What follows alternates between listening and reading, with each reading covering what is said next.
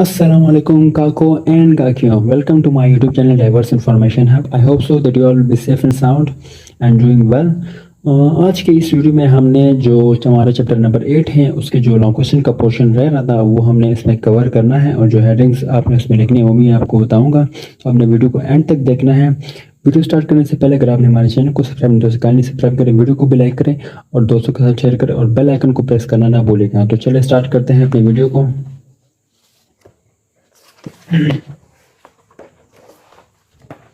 اس میں جو ہمارے لانگ کوشچن ہیں چیپٹر نمبر 8 میں، اس میں 4 لانگ کوشچن ہیں۔ پہلا والا آپ کو نظر آیا اور امپورٹنٹ ہے، ٹھیک ہے۔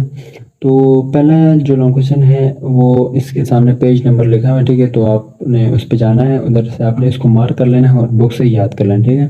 پہلا ہے ایک اسلامی جمہوریہ ریاست میں قومی یکجہتی کی اہمیت بیان کیجیے، تو اس کا جو آنسر ہے وہ پیج نمبر 125 پہ ہے۔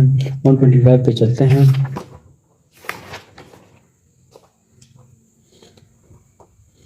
پہلا جو لانگ کوشچن کا آنسر ہے وہ آپ یہاں آپ دیکھ سکتے ہیں۔ پہلے آپ نے یہ مین ہیڈنگ دینی ہے، ایک اسلامی جمہوری ریاست میں قومی یکجہتی کی اہمیت، ٹھیک ہے۔ تو یہ جو سارا پورا پیراگراف ہے یہ آپ نے اس میں لکھ دینا، ٹھیک ہے۔ تو یہاں پہ آپ کا جو لانگ کوشچن ہے وہ پہلا والا وہ اینڈ کر جائے گا، ٹھیک ہے۔ اس کو آپ 2-3 پیراگراف میں بھی لکھ سکتے ہیں، ٹھیک ہے۔ اور پھر پیراگراف کو آپ اس کو پڑھیں گے تو اس میں سے ایک کی ورڈ نکالیں اور اس کو اس کی ہیڈنگ بنا دیں، ٹھیک ہے۔ اس کے بعد ہے جی، قومی یکجہتی اور ہم آہنگی کے راستے میں کون سی رکاوٹیں حائل ہیں، اس کا جو آنسر ہے وہ پیج نمبر 125 اور 126 میں ہے، تو اس پہ چلتے ہیں۔ یہ قومی یکجہتی اور ہم آہنگی کے راستے میں حائل رکاوٹیں، تو یہاں سے آپ کا جو لانگ کوشچن نمبر 2 ہے وہ سٹارٹ ہو جائے گا، اور اپنی مین ہیڈنگ دینے، پھر اس کے بعد یہ پیراگراف لکھنا ہے، اس کے بعد اس کو مندرجہ پوائنٹس میں آپ نے لکھنا ہے، ٹھیک ہے۔ یہ آپ دیکھ سکتے ہیں تقریباً 11 پوائنٹس ہے، ٹھیک ہے۔ تو آپ کا یہاں پہ جو لانگ کوشچن نمبر 2 ہے وہ بھی یہاں پہ اینڈ کر جائے گا، ٹھیک ہے۔ اس کے بعد ہے جو ہمارا لانگ کوشچن نمبر 3 ہے وہ ہے قومی یکجہتی کو کس قسم کے تعلیمی اور تبلیغی اقدامات کے ذریعے فروغ دیا جا سکتے ہیں، تو اس کا جو آنسر ہے وہ پیج نمبر 126 127 پہ ہے۔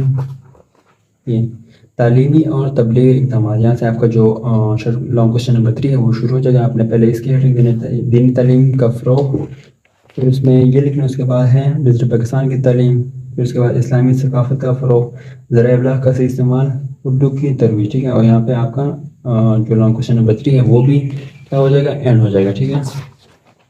اس کے بعد جو آخری لانگ کوشچن ہے وہ ہے قومی یکجہتی کے لیے کس قسم کے انتظامی اور سیاسی اقدامات کی ضرورت، تو اس کا جو آنسر ہے وہ پیج نمبر 128 129 پہ گیون ہے۔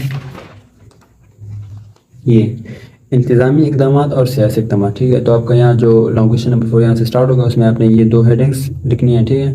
اور اگر جگہ کم ہو تو اس کو آپ نے شارٹ تھوڑا سا لکھنا ہے، ٹھیک ہے۔ اس کے بعد سیاسی خدمات کی ہیڈنگ دینی ہے، اس میں پھر یہ ایک یہ ہے 2 ایوانی مقننہ، یہ بھی آپ کو شارٹ کوشچن میں ہو گیا تھا، ٹھیک ہے۔ اور تقسیم اختیارات اور جمہوری نظام حکومت، یہاں پہ آپ کا جو ہے لانگ کوشچن نمبر 4 وہ بھی اینڈ کر جائے گا، ٹھیک ہے۔ تو اس طرح آپ کا جو چیپٹر نمبر 8 ہے اس کے لانگ کوشچن بھی کور ہو گئے۔ نیکسٹ ویڈیو میں ہم چیپٹر 9 کے شارٹ کوشچن MCQs وغیرہ کریں گے، اور اس کے ساتھ پھر اس کے لانگ بھی کریں گے، تو آپ نے اس ویڈیو کو بھی دیکھنا ہے۔ تو چلیں ویڈیو کو لائک کریں، دوستوں کے ساتھ شیئر کریں اور اپنا ڈھیر سارا خیال رکھیں۔ ملتے ہیں نیکسٹ ویڈیو میں، تب تک کے لیے اللہ حافظ۔